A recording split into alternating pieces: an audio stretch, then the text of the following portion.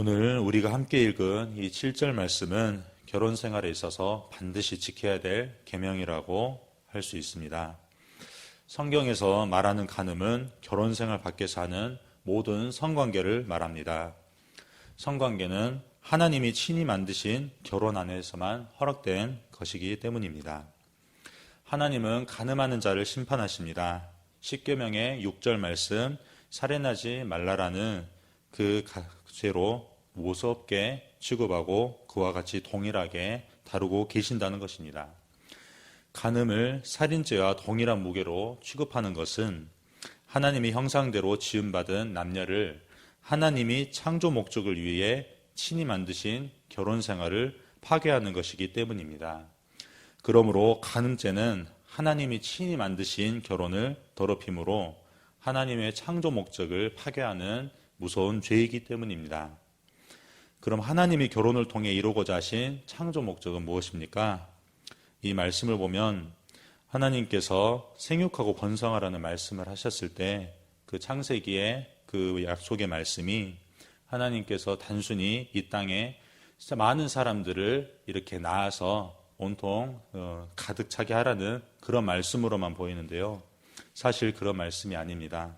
바로 하나님을 경외하고 그 경건한 자녀들로 하여금 이 세상에 가득 차게 하는 것, 그리하여서 축복의 통로로 살아가는 말씀, 그 하나님의 말씀의 그 축복을 흥왕케 하는 거룩한 자녀들이, 은혜의 자녀들이 이 땅에 가득하게 하라는 바로 그 약속이라는 것입니다. 그러나 현실은 그렇지 못합니다. 온통 간음이 넘쳐납니다. 미디어를 봐도 또 뉴스를 봐도 온통 간음에 대한 죄들로 넘쳐나는 것입니다. 성으로 상대를 이용하여서 나의 만족을 채우는 시대가 되었습니다. 나 또한 상대를 만족시키기 위해서 성을 이용해야 되만은 그런 어두운 시대가 됐다는 것입니다. 하나님과의 관계에서 만족하지 못하니 그 영적인 간음이 육적인 간음으로 성적인 죄로 나타난다는 것입니다. 이 죄 앞에서 우리는 어떻게 해야 되겠습니까? 하나님의 일하심이 있어야 되는 것입니다. 우리 힘으로는 할 수 없는 그것을 하나님께서는 하시기 때문입니다. 바로 성령 하나님께서 이미 하나 되게 하신 그 결혼 생활에서의 그 부부로서의 관계, 그리고 하나님과의 그 친밀하고 거룩한 관계를 지켜나가게 하신다는 것입니다. 성령 충만만이 그 방법입니다. 결혼 생활에서 보면 아내는 순종하는 사랑의 역할을, 남편에는 책임지는 사랑의 역할을 해야 된다는 것입니다. 순종과 책임이라는 사랑의 양날개로 하나됨을 힘써 지키는 것입니다. 한쪽이 죽고 한쪽만 사는 그런 결혼 생활이 아니라 두 사람이 한 몸이 되어서 살아가는 결혼 생활이라고 하는 것입니다. 이것들을 이루기 위해서 참으로 우리는 많은 것들을 생각하게 됩니다. 그러나 그것들을 행하기에는 우리가 너무나 부족한 사람들이라는 것입니다. 하지만 바로 그때가 기회라는 것입니다. 나의 부족함도 있고 상대의 부족함도 있습니다. 그것들을 내 힘으로 열심으로 메꾸려고 채우려고 하다가는 오히려 하나님과의 관계가 어긋나고 또 나 또한 영적인 갈급함, 그것이 영적인 간음이라는 죄로 이어진다는 것인데요. 우리는 아버지가 있는 하나님의 자녀들이라는 것을 이 지점에서 우리가 놓치면 안 되는 것입니다. 하나님께 그 연약함을 가지고 나아가는 것입니다. 내가 질그릇과 같은 그런 연약함들이 있을 만큼 하나님께서 그것들을 어떻게 채우시는지를 기대하는 것입니다. 또 나 이상으로 더 질그릇과 같은 그 상대를 놓고 기도할 때 그 놀라운 그 상대의 그 연약함을 통해서 하나님께서 어떤 역사를 하시는지를 우리가 기대하면서 이 가정생활을, 결혼생활을 계속해서 이어갈 수 있다고 하는 것입니다.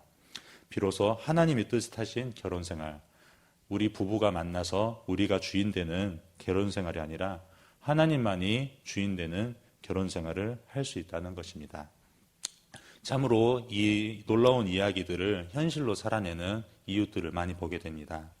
결혼을 하였으나 믿지 않은 배우자를 만날 수도 있습니다.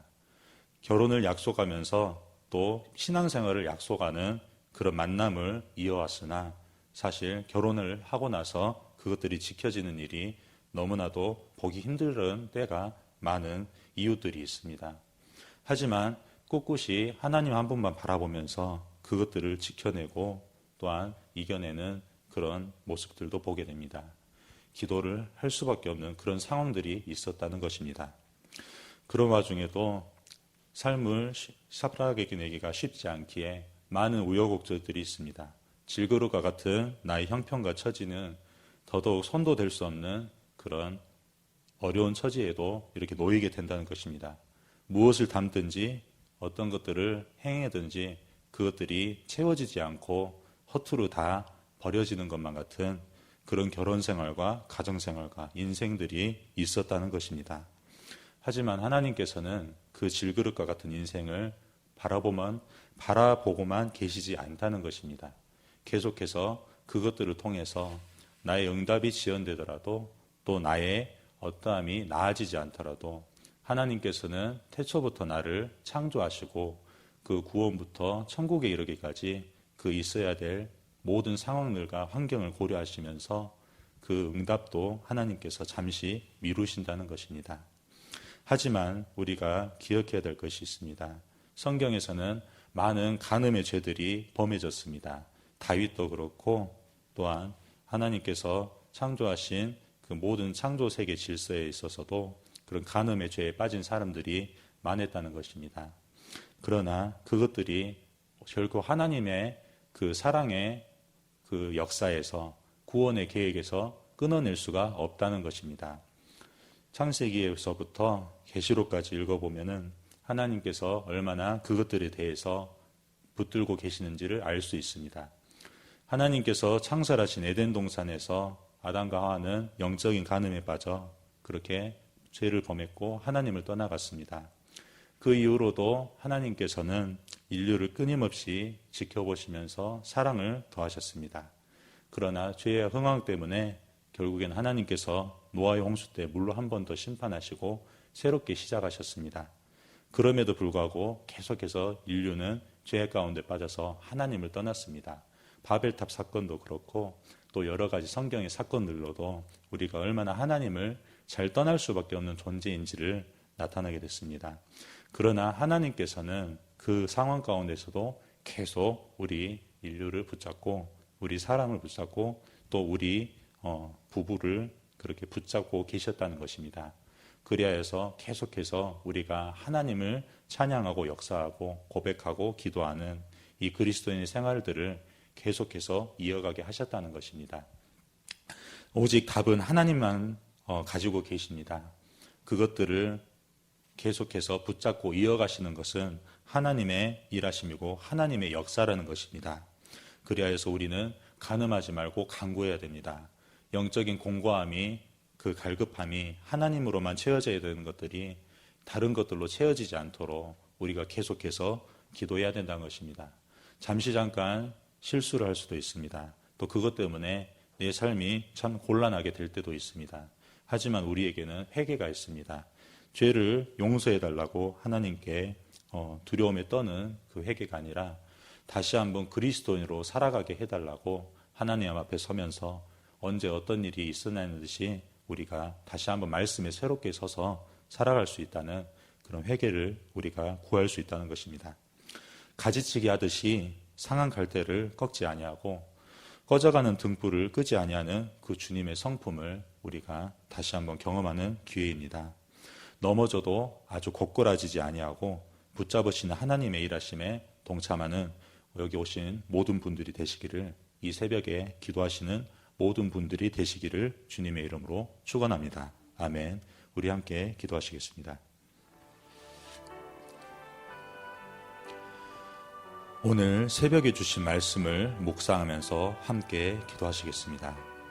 수요예배를 위해서 기도합니다. 그리고 성도님들의 가정과 직장을 위해서 기도합니다. 미래세대 청소년부를 위해서 기도합니다. 섬기는 윤상효 전도사의 성령의 충만함을 위해서 기도합니다. 청소년부 한 명 한 명을 위해서 함께 기도하시기 바랍니다. 정선마을을 위해서 기도합니다. 마을장 되시는 장로님과 순장과 순원분들을 위해서 기도하시기 바랍니다. 담임 목사님의 성령 충만과 건강, 가정을 위해서 기도하시기 바랍니다. 성령님의 음성에 민감하여 항상 주님과 동행하는 삶을 살아가게 해달라고 기도하시기 바랍니다. 대통령과 나라와 민족을 위해서 기도하시기 바랍니다. 해외 선교하시는 박형규 선교사님, 미얀마 신학교에서 선교하십니다. 또 그리고 오늘 수요 예배 때 특별히 튀르키예에서 사역하시는 임순택 선교사님께서 또 말씀을 전하십니다. 이를 위해서 함께 기도해 주시기 바랍니다. 농어촌 선교 및 도시개처 강신성 목사님 화순동복교회에서 심무하십니다. 광신대학교를 위해서 기도하시겠습니다.